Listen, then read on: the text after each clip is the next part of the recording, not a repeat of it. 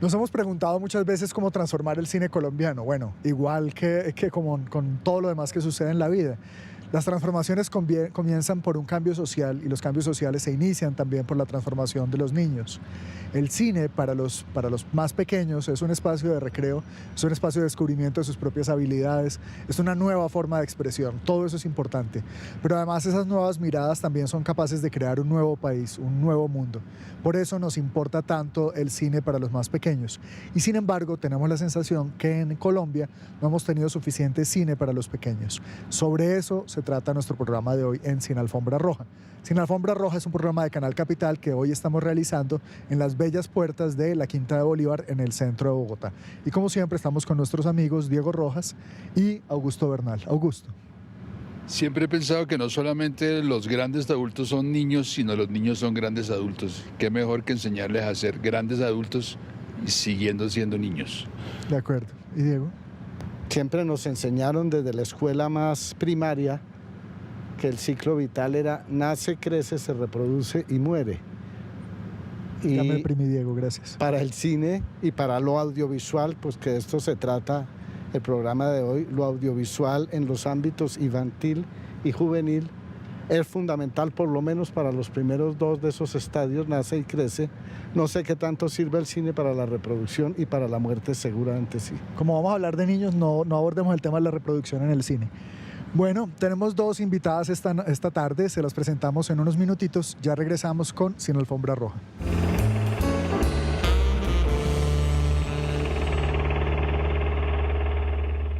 Estamos en Sin Alfombra Roja, un programa de Canal Capital dedicado a explorar los cines de Colombia. Y hoy vamos a hablar acerca del cine que se hace para los niños y los jóvenes en nuestro país. Para eso tenemos dos invitadas que presentará Diego Rojas, quien ha trabajado con ambas. Es un placer, Julián. Hoy estamos con Adelaida Trujillo. Adelaida es antropóloga de formación básica, diríamos así, pero cineasta y audiovisualera de vocación, le diría yo.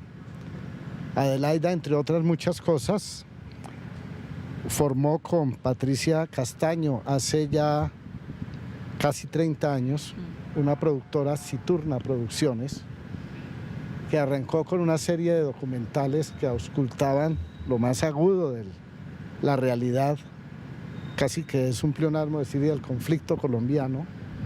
Se fueron por allá a la serranía de la Macarena cuando hablar de la coca era algo no solamente inédito, sino demasiado políticamente incorrecto. Y así desarrollaron un trabajo con varios documentales en cine y también dieron el paso al video y no solamente ampliaron sus puntos de atención, sino que han desarrollado un trabajo muy importante y fundamental en torno a la televisión y el audiovisual infantil y juvenil. Han acudido a plataformas digitales, han incursionado en series de televisión, han explorado multipantallas de explorar estas temáticas. Hay una fundación, la Fundación Imaginario, que también pertenece al ámbito laboral de Adelaida, de manera que para el tema que nos ocupa, lo infantil y lo juvenil en lo audiovisual, es fundamental su voz y su percepción.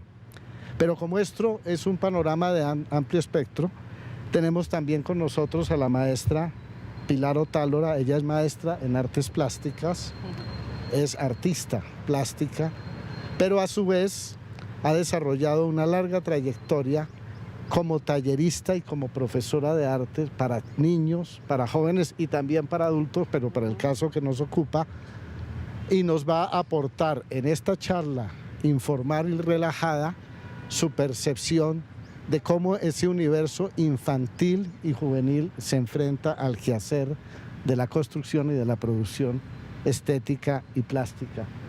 Muchas gracias, Adelaida, muchas gracias a Pilar, y entremos en materia, señores. Gracias a ustedes. Nosotros siempre hacemos como una pequeña mirada histórica y en general creo que un poco, me corregirán los colegas, la sensación que tenemos es que realmente no ha habido mucho cine y en general no ha habido mucha expresión audiovisual dirigida a niños y jóvenes. Obviamente tenemos algunas excepciones y tal vez la más famosa de todas viene de la mano del stop motion, de la animación que realizaba Fernando Laverde con obras maravillosas como La pobre viejecita o El Martín Fierro y tantas otras cosas. Aparte de esto, que es una obra pionera, es muy poco lo que se puede decir que haya sucedido antes. Pareciera que el cine es una cosa solemne que le pasa a la gente grande, en la que solo nos podemos permitir o buscar hacer dinero a través de comedias y melodramas y canciones o hablar de los terribles conflictos nacionales y que todas las cosas serias son para gente grande, no para la gente chiquita. No sé si faltaría algo más en este micro resumen histórico. No, está muy ajustado. Se han hecho intentos desde la animación en algunos cortometrajes, estoy hablando de cine en soporte fílmico y en celuloide, pero quizás lo más interesante aparece desde el ámbito del video y desde el ámbito de la televisión. Y casi que me atrevería a decir, en un comienzo de la televisión pública, hoy en día no hay que desconocerlo, incluso en las convocatorias del Ministerio de Cultura hay un campo para guiones dirigidos a público infantil, pero es una historia muy reciente que no desdice en absoluto tu apreciación general. Pero yo quisiera empezar preguntándole a Adelaida, esas primeras incursiones de ustedes en el universo infantil y juvenil, ¿cómo las abordaron y cómo se retroalimentaron para su trabajo ulterior, que además tiene una proyección internacional y global absoluta? ¿Cómo fue eso? Bueno, ante todo, mil gracias por estar acá y además que sea en Canal Capital es muy interesante porque, entre otras, empezamos una de nuestras producciones, digamos, más importantes en el ámbito de la tele pública fue Franja Metro, que durante muchos años, 2 años, tuvimos 3 horas al aire con Canal Capital, que todavía lo recuerda la audiencia y creemos que fue un experimento importante, interactivo, fue tal vez el primer programa interactivo en tele educativo y que lanzó, digamos, toda una línea de trabajo nuestra en el tema de promover esa voz que tiene que ver con el trabajo que tú haces, esa imagen, ese imaginario. Por eso es tan importante que estemos aquí con Pilar, porque realmente esos contenidos que son aptos, relevantes, que representan, que realmente representan a ese mundo y universo de lo infantil que es tan complejo, tiene que ver mucho con cómo ellos se representan a sí mismos, cómo dibujan, cómo se cuentan ellos mismos. Eso es importantísimo en este tema. Nosotros empezamos curiosamente con una serie que se llama Rincón del Cuento, que fue la primera serie infantil del Ministerio de Educación, de pura casualidad, porque estábamos muy metidas en el tema de la educación, de la infancia, y conocieron unas series nuestras, las series documentales, y por aquello de que no existía un sector, creían que porque éramos buenas documentalistas podíamos hacer televisión infantil, cosa que era absolutamente falsa. Es decir, el oficio de la televisión infantil es un oficio en sí mismo.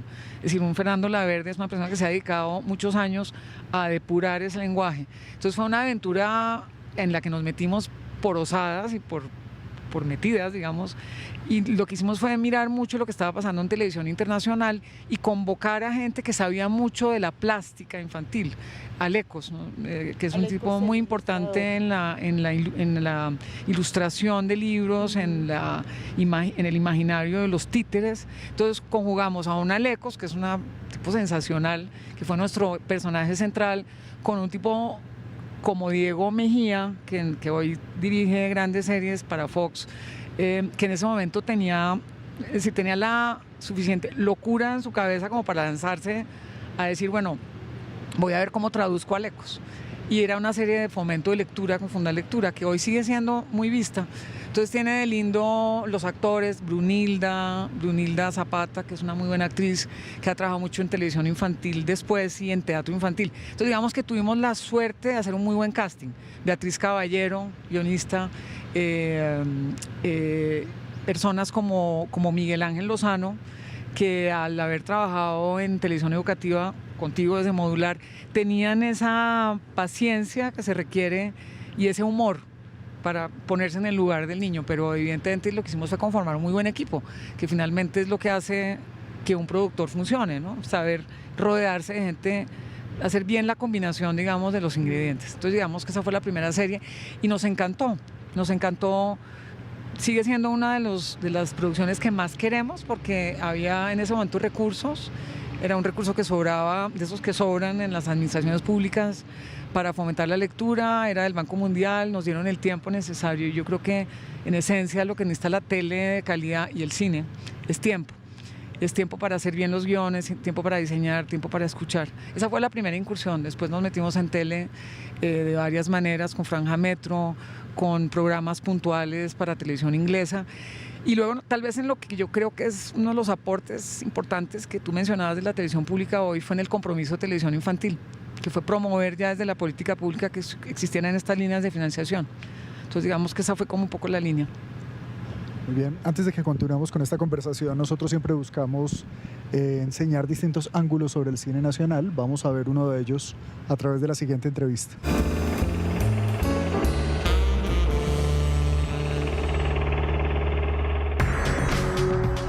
Yo llevo 42 años dedicado a la cinematografía. Ahora tengo listo el 6º largo mío, que se llama El Soborno del Cielo, que está para estreno en Semana Santa del 2016. Es una historia sobre un enfrentamiento de un cura de pueblo con una comunidad, con toda su feligresía, porque se rehúsa a darle servicios religiosos, misa, entierro en el cementerio católico, a un suicida muy querido por todos los locales, por todos los lugareños. Entonces esto hace que la solidaridad con la familia del suicida sea colectiva y el cura, en represalia, les niega los sacramentos a través de una figura que tiene la Iglesia Católica que se llama el entredicho, que significa no dar misa, no confesar y algo peor todavía, no administrar servicios a los que la Iglesia, que eran privativos de la Iglesia Católica en la época del Concordato. Esta película cuenta justamente cómo se ejercía ese hegemonismo dogmático por parte de la Iglesia, por parte del párroco, que era la autoridad superior en todo municipio colombiano. Significó la traumatización de varias generaciones de colombianos que fuimos formados en el dogma católico, con toda la idea del miedo, del terror al pecado, de la inminencia del infierno, etcétera, que eso significa.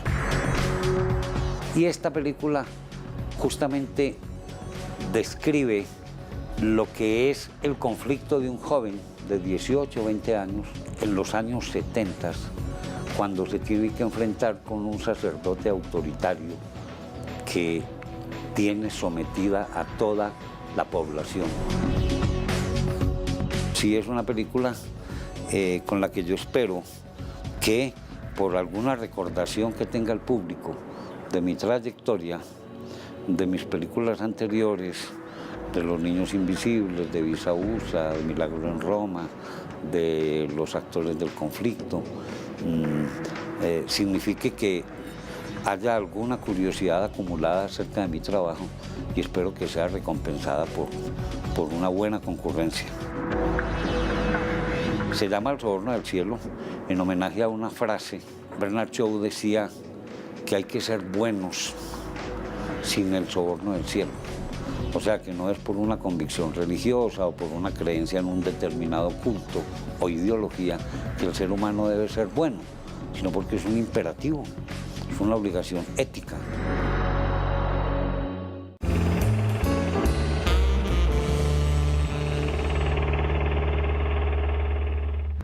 Estamos en Sin Alfombra Roja, un programa de Canal Capital para descubrir el cine colombiano. Cae la tarde aquí en las puertas de la Quinta de Bolívar y estamos hablando acerca del cine que se hace para niños y para jóvenes.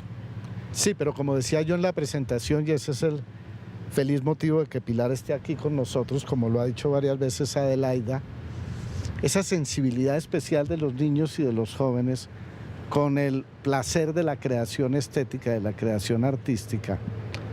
Tú, ¿cómo la has visto desde tu práctica de maestra en el sentido pedagógico no en el maestra que también tú eres de artista como tal. ¿Cómo, Sí. cómo la ilustrarías? Pues los niños tienen el poder y el encanto de la espontaneidad. Ellos se lanzan y pueden descubrir mundos maravillosos. Ellos tienen la facilidad de contar historias divertidas o muy fantásticas. Pueden contar su historia personal de su barrio, de sus cosas que viven diariamente. Entonces yo como profesora o como más bien compañera de viaje en esa fantasía de estos chicos, lo que yo hago es escucharlos muy bien, divertirme con ellos. Si yo la paso mal, eso quiere decir que está muy mal el taller. Y la ventaja mía es que yo trabajo con colores, con formas, con personajes, inventamos. Entonces es delicioso porque es una aventura constante. Entonces empezamos como a hilar y a caminar con ellos en esa creación y empezamos y es una sorpresa en todo el taller. O sea, a veces hay talleres puntuales que pueden durar 2 horas o pueden haber talleres que pueden tener un ciclo donde se va hilando varias historias y es una maravilla, o sea, se va construyendo. Entonces ahí se descubre a través de historias, creamos historias, escribimos, no es solamente la plástica, sino también se escribe, se crean personajes tridimensionales con papel maché, se pinta murales, se hace toda una recreación según el tema que se vaya a desarrollar. Entonces la espontaneidad del niño y la libertad es lo más delicioso que puede uno conseguir en el niño, que cuando ya nos volvemos adultos o la parte académica de colegios nos cierran, nos guardan y nos dan unas reglas que es cuando perdemos ese encanto. Cuando uno estudia artes es como volver a ser niño y volver a reencontrar esa energía y esa motividad que cuando uno era niño. Entonces, eso es lo que estudiamos cuando uno estudia artes, es eso, ¿no? El redescubrir de nuevo esa emoción, el poder lanzar y hacer el caos y volver a romper y volver a hacer, eso es lo rico de la plástica. Qué bien. Casi que estás invocando a Bernard Shaw, que decía, mi educación iba muy bien hasta que me metieron a la escuela. Sí. Muy bien. Adelaida, yo he mencionado algunas cosas, pero quiero que las compartas con nuestra audiencia. ¿Qué es Imaginario?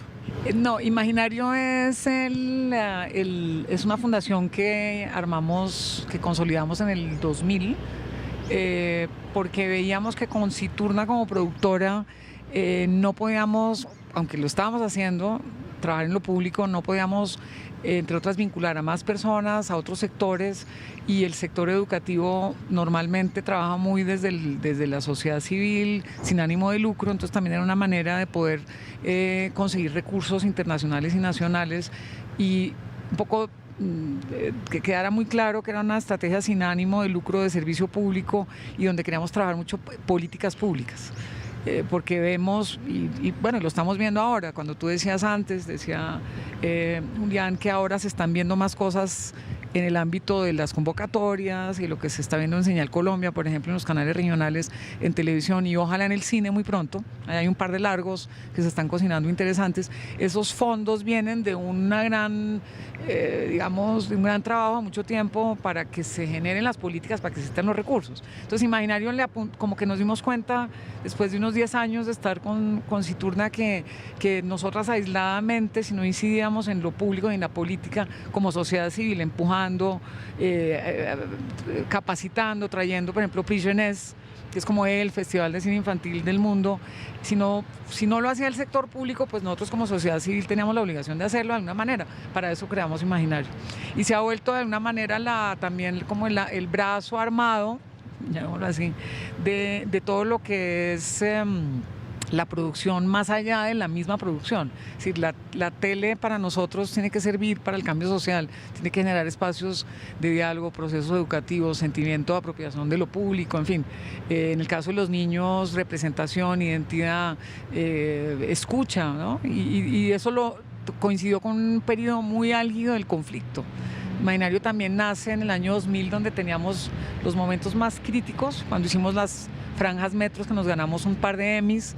Todo lo hicimos alrededor del conflicto, dándole la voz a los niños. Entonces nos dimos cuenta que teníamos que trabajar paralelamente política pública. Ahora, ¿es un camello? Claro que sí. Es más fácil quedarse uno con la productora solamente haciendo su producto como un programa, pero yo creo que tiene mucho más impacto y tiene mucho que ver con lo que se hace a nivel, digamos, del distrito, con los centros de capacitación, los clans. Es decir, es una mirada más allá de la pantalla y de incidencia en la vida de los chicos, pues. Así es que se logran las transformaciones, cuando Felipe Aljure deja de hacer películas para poder construir el Ministerio de Cultura, la Dirección de Cine, y digo, cuando todos nosotros decidimos que también podemos ser servidores públicos y transformar nuestra sociedad. Correcto. Augusto. No, tú has hablado muy bien de tus fundaciones y del trabajo de Citurna. En ese proceso, ¿cómo has visto esos cambios al momento actual?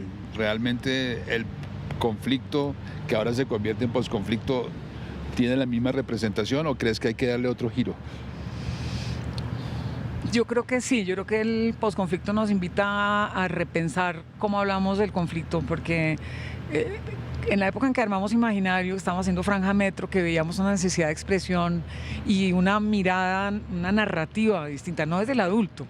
Por eso es tan importante incorporar jóvenes en la producción misma, en la forma. El que no puede sentarse y sentirse como un niño, es que no funciona. No hay manera de que esto tenga pertinencia, ¿no?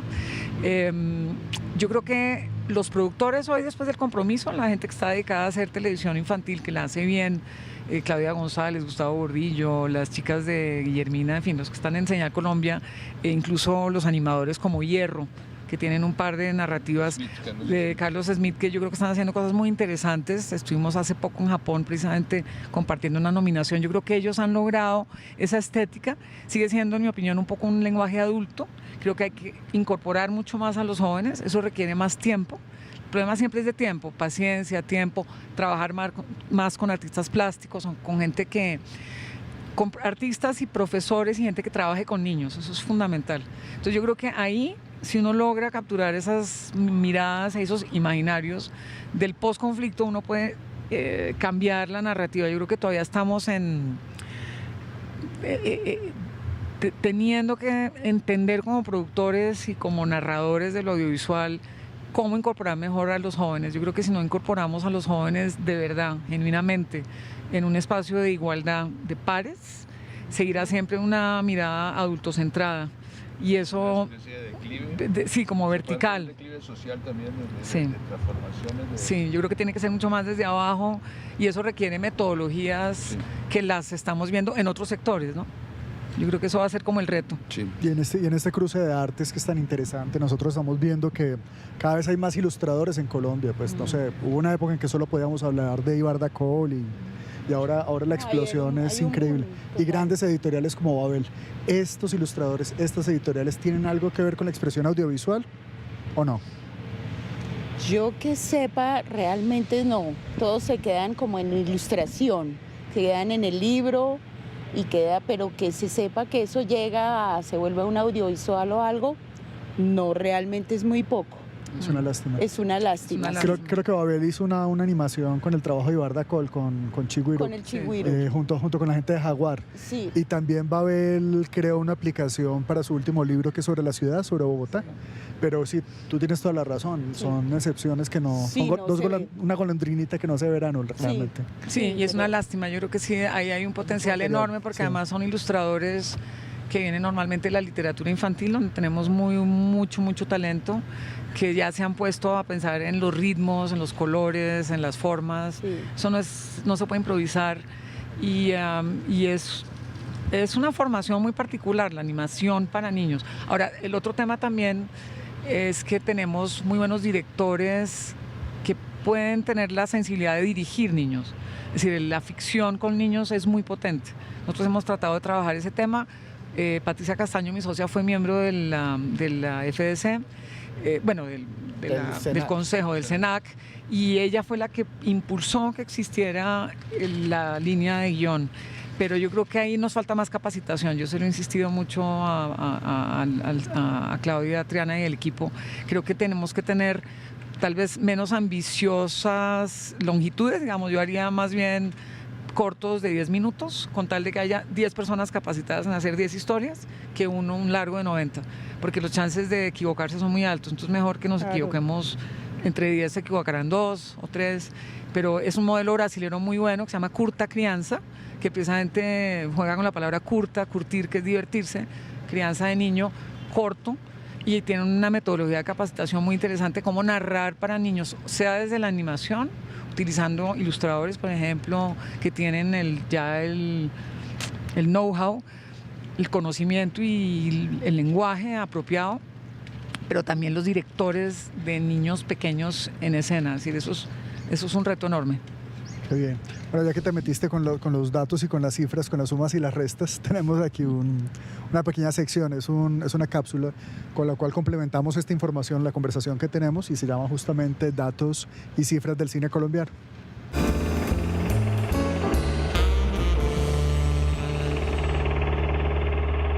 La relación entre juventud y el cine es un tema que se ha venido trabajando a lo largo de los años.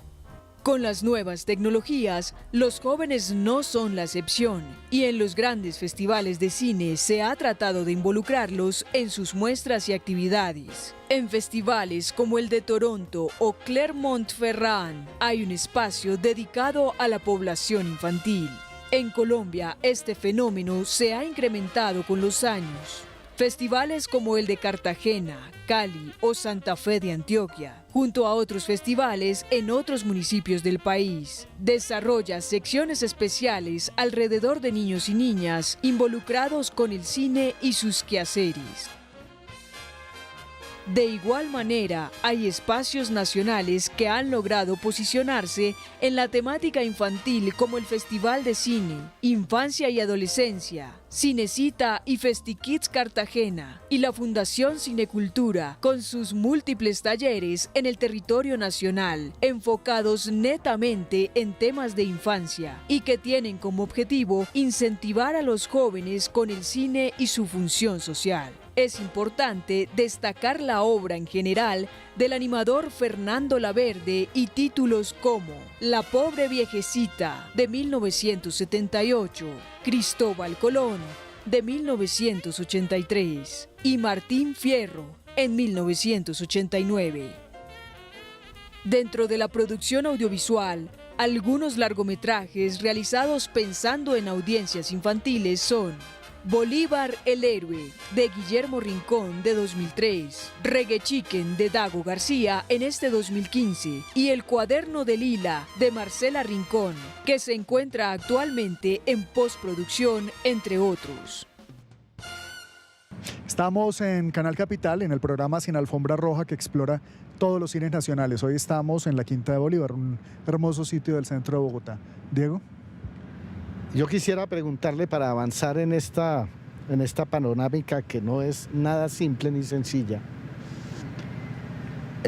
sabemos, y lo hemos comentado muchas veces en este programa, cómo los jóvenes y los niños de hoy nacieron alfabetizados audiovisualmente, en apariencia por lo menos.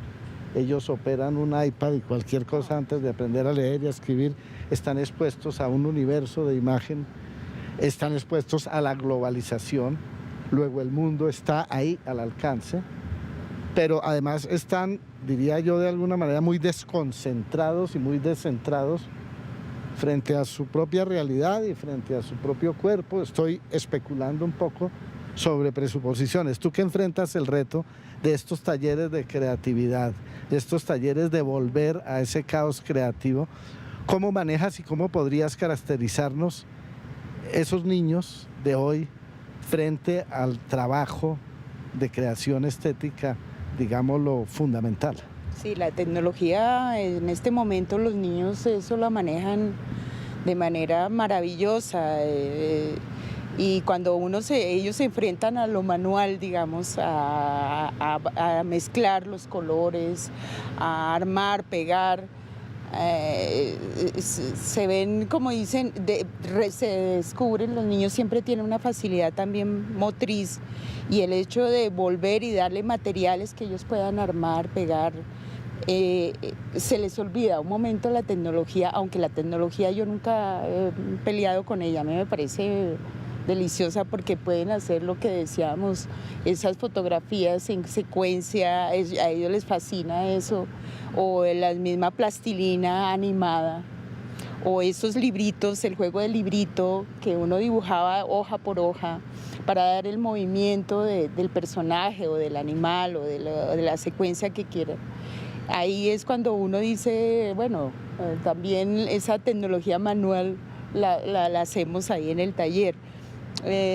Sí, no podemos competir, o sea, es como abrirle varias posibilidades. Y de verdad, como maestros, como acompañantes de estos niños, es darle más bien las herramientas de que si ellos pueden hacer la plástica, la pueden pintar, pueden hacer la plastilina, ¿cómo pueden ellos también narrar una historia o hacer un argumento para ya de cine? Y cómo, no sé de qué manera el Estado o no sé de qué tipo, para que puedan hacer cortos, lo que dice Adelaida, hacer vistos desde el punto de vista de los jóvenes, de los niños. Eso sería maravilloso, sería redondear ahí sí la idea de la parte manual con la parte ya de tecnología y de poder, ellos manejan tan fácilmente las cámaras, las tablas, todo eso, entonces ellos pueden editar, ellos les fascinan y hasta peligroso porque se sientan demasiado, entonces la parte física se queda como dormida y entonces es como buscar esa mezcla en que, bueno, si podemos hacer estos muñecos animados y ponerlos a mover y tomar tantas fotos, y es un acercamiento verdaderamente a la película. Igual todo eso es posible. Hay varios espacios ahora que los creó el IDARTES, que tú mencionabas ahora, los CLAN, en donde hay formación audiovisual. Augusto ha participado en eso también, y hay formación en distintas artes. Creo que lo que es muy interesante también es que no podemos olvidar que nosotros vivimos en un medio ambiente audiovisual. O sea, crecemos viendo televisión, hay cine, hay internet, y es muy, muy importante que nosotros desacralicemos eso. O sea, que entendamos que es un discurso, que uno también lo puede construir, que la relación tiene que ser diferente, que no es una palabra revelada que nos dice qué es lo que es verdad. Y en esa medida, pues claro, se desarrolla la creatividad de los chiquitos y es fantástico y tal, pero también se aprende como a quitarle tanta importancia a lo que llega de la tele. Y empieza uno a verlo de una manera diferente, porque uno también lo puede crear. Y a propósito de revelaciones, yo sigo haciéndole preguntas puntuales a Adelaida. Cuéntanos qué es Revelados. Revelados, ¿qué es Revelados? Todas las cartas. Sí, que me conoce. Me ha tocado. No, Revelados es precisamente un intento, una especie de Es una plataforma de comunicación que incluye el audiovisual. Nosotros nos metimos ya hace más de 10 años a explorar un modelo surafricano que conocí precisamente en épocas del 2000, 98, 2000, donde estábamos muy preocupados por el tema de la paz. En ese momento el diálogo del Caguán estaba en la mesa y yo por aquello del destino terminé en Sudáfrica y conocí varios intentos de usar el audiovisual y los medios para el tema de la resolución del conflicto y del uso de la tele. Conocí a esta gente de Soul City, se llama Soul City, cuyo modelo trajimos, y Revelados es un hijo adaptado, platanizado del modelo de Soul City Sudáfrica, que pretende a través de la televisión de calidad, es decir, de calidad en el sentido de que cumpla con los objetivos narrativos, que sea también hecha con los jóvenes, para los jóvenes, tratar un tema crítico en nuestro país y en América Latina, que es prevención de embarazo adolescente, temas de sexualidad, educación para la sexualidad, violencias sexuales, tolerancia frente a la orientación sexual, VIH, incluso temas de aborto inseguro. Así son temas duros desde el punto de vista de la salud pública de los jóvenes, pero temas que están cortando el desarrollo juvenil. Entonces nos metimos en temas de salud, temas de desarrollo difíciles a través del audiovisual. Entonces, Revelados es esa plataforma, nos ha ido afortunadamente muy bien en términos de datos, está basada en evidencia, tenemos aliados de investigación muy fuertes como Los Andes, Uninorte. Entonces es, digamos, que una serie de televisión ampliadísima que tiene multimedia, que tiene medios sociales, que tiene youtubers. Nos metimos en el lenguaje de los youtubers y eso tiene que ver un poco con lo que yo decía al principio, es decir, si uno como productor no se mete en los pantalones, en los zapatos de un joven y no entiende cómo se están comunicando, lo decían ustedes, la tecnología hoy es multiplataforma, los canales de los youtubers son muy poderosos y estos chicos los incorporamos a la serie. Entonces es una serie de teleficción documental con youtubers acompañada de plataforma web, medios sociales, guías para el aula, uso en escuela, evaluación. Es una gran plataforma y en esas estamos y creo que nos vamos a quedar ahí un rato largo donde queremos explorar como lo han hecho los colegas surafricanos, más la ficción, porque el entretenimiento apela precisamente a los atributos de la narrativa de ficción, es decir, a la capacidad de la audiencia de identificarse y engancharse con personajes a nivel emocional. Entonces, la ficción es crucial.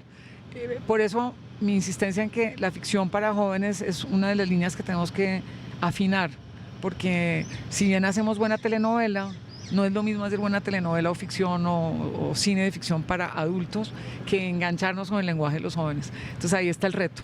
Vamos a estar ahí y un hay rato. una experiencia también de Señal Colombia RTBC muy valiosa que cruza varios medios, ¿verdad? Que también está en internet. ¿Cómo se llama? ¿La ¿En conoces, órbita? Adelaida? ¿En órbita? Sí, o... en órbita, pero también ellos empezaron a desarrollar una página de internet muy interesante con audiovisuales para niños, pero también sí. con juegos. Sí. Es otra cosa maravillosa que nosotros nos ha preocupado bastante y es que ahora que hay tanto acceso al internet, que incluso Sí. hay más de 1.400 bibliotecas por toda Colombia en los municipios y que todas tienen computador y todas tienen acceso a internet, estamos accediendo ¿a qué? Que Claro. hacen falta nuestras imágenes en movimiento y nuestros contenidos colombianos también. Sí, de hecho todas estas tablets que le están distribuyendo a los chicos, qué contenido estamos circulando. Tiene mucho que ver con lo que abogábamos desde hace años en el compromiso de televisión de calidad, es decir, no solamente que hagamos mejor narrativa audiovisual para niños, llámese plataformas multimedia y tal, niños y jóvenes, sino que esté disponible, que esté accesible, que se pueda descargar, que se pueda ver y que circule. Sí, totalmente. Muy bien, y que podamos dialogar con ellas. Vamos a la siguiente entrevista y ya regresamos para las conclusiones de nuestro programa Sin Alfombra Roja.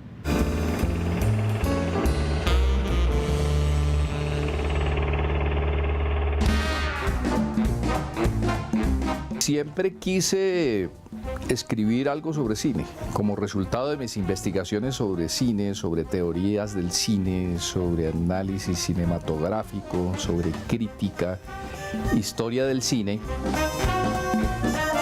En la medida en que fui investigando me fui dando cuenta de que había unos hitos históricos que había que respetar, sino que sirvieran como de puntos de giro en una historia. Y me di cuenta que después de ese gran boom del cine mudo colombiano, viene un punto de giro en el año 29 que nos permite decir que allí finalizó una historia y que comienza otra. Y desde luego el comienzo de esa historia que finaliza en 1929 con la muerte de las empresas que hicieron las primeras películas de cine mudo colombiano, eso tiene un comienzo, que es en 1897, cuando llega el señor Beire a Panamá. Descubro en alguna parte por Leila del Gassi o por alguien que hay un mago que llega antes que Beire, y para mí ese mago es el que marca verdaderamente el comienzo, 3 meses antes de Beire, que tiene una historia muy interesante. En el libro yo digo que la historia de este mago, que es el mago Balabrega, su verdadero nombre era John Miller, la historia de este mago es en sí un relato cinematográfico. Entonces, por eso digo yo, la primera fecha, 1897, antes no había antecedentes, salvo el precine, la linterna mágica, que aquí en Colombia se usó mucho, pero cine, 1897. Y el fin de una época, el fin del cine silente o el cine mudo colombiano, 1929, que coincide con la aparición del cine sonoro en Colombia. ¿Cómo y por qué vino el cine extranjero a Colombia y qué cine extranjero fue el que vino? ¿Cómo influyó ese cine extranjero en la cultura colombiana, en el público? Y eso es lo que yo trato de rescatar también, ¿no? Entonces, ese tomo en el que estoy enredado va del año 1930 a 1959, cuando aparece, hacia la mitad de ese periodo, un poquito antes, aparece el cine parlante colombiano, que es una época interesante que también tiene su explicación. Eso no aparece porque sí, coincide con todo el espíritu de la República Liberal, que quiere engendrar conscientemente un espíritu nacionalista, el alma nacional. Todos estos valores nacionales son como un programa de la República Liberal. Y eso, además de la economía incipiente industrial de Colombia, además de la bonanza cafetera que da capitales, ¿no?, y permite, por lo tanto, el crecimiento del mercado de las ciudades en el país, eso redunda en la creación de industrias de cine nacional que se dedican a producir películas parlantes sonoras en el país.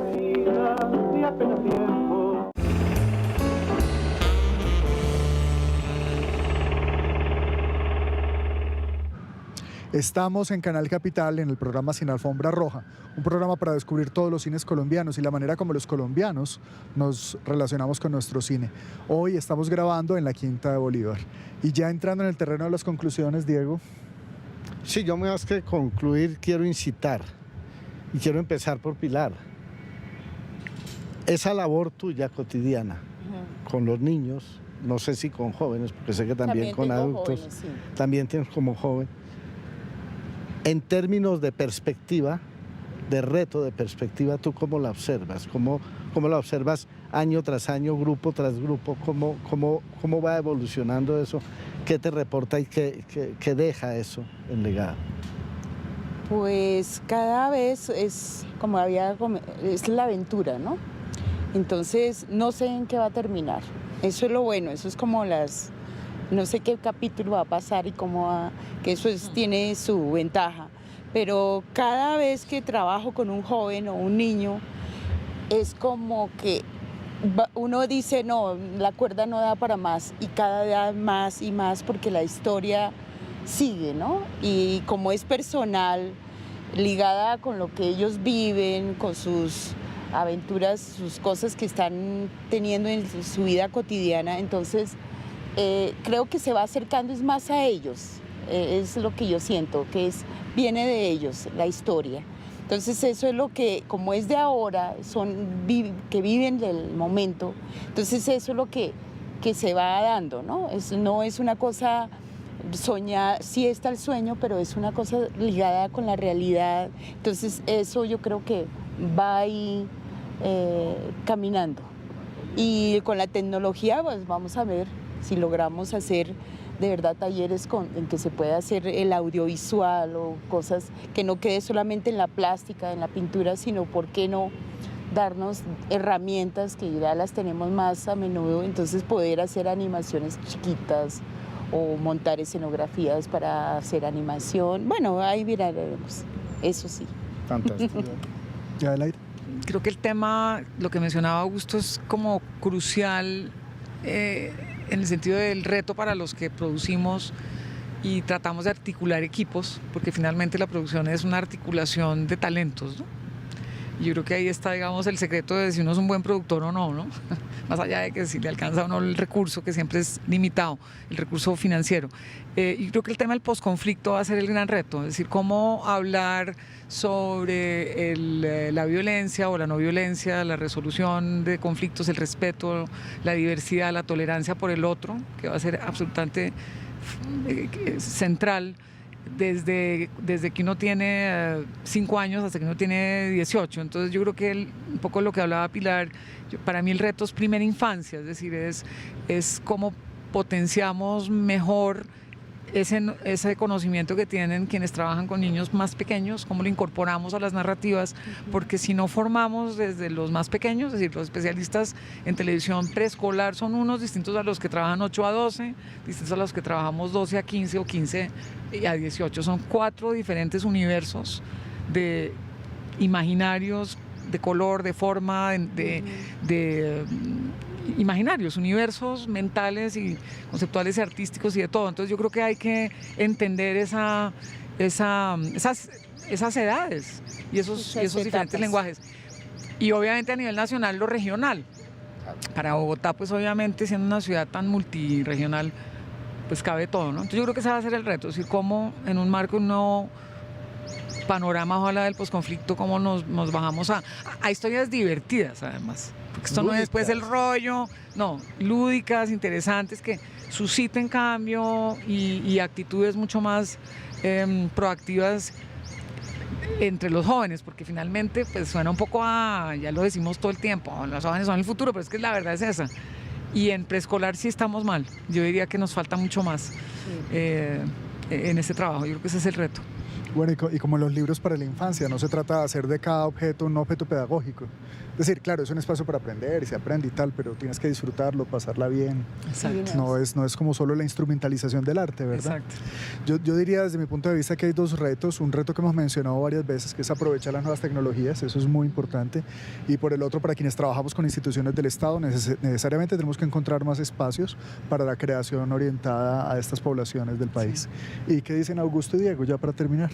No, yo simplemente, salvo uno que otro invitado pesimista por convicción y salvo uno que otro tema más o menos espinoso, esto que estamos trabajando esta noche, ya cerrando porque ya es de noche, si algo de lo que hemos trabajado a lo largo de estos programas tiene una perspectiva de futuro es esta, porque sin esto no vamos para ningún lado. Sí, de acuerdo. ¿Y Augusto? Yo voy a cambiar mi pesimismo por conclusión. Creo que la conclusión se va a llamar posconflicto. Vale, muy bien. Bueno, estamos acercándonos al final de este programa, al final también de esta serie, de esta primera temporada. Esperamos que haya muchos más espacios para seguir pensando los cines de Colombia, tanto en Canal Capital como en Señal Colombia, como en los canales privados. Creo que la televisión tiene también un rol muy importante para que los colombianos descubramos quiénes somos y descubramos cuáles son nuestras empresas artísticas. Esta es Sin Alfombra Roja, un programa producido por Canal Capital, con el cual nos hemos estado moviendo por todo Bogotá, por la Cinemateca Distrital, por otras salas, por otras calles. Es un placer estar compartiendo con ustedes este espacio. Recuerden que estamos en televisión, pero que seguimos también en internet. Trabajamos para ustedes, para descubrir todos los cines de Colombia y ese álbum de familia que es nuestro cine. Que tengan una muy buena noche.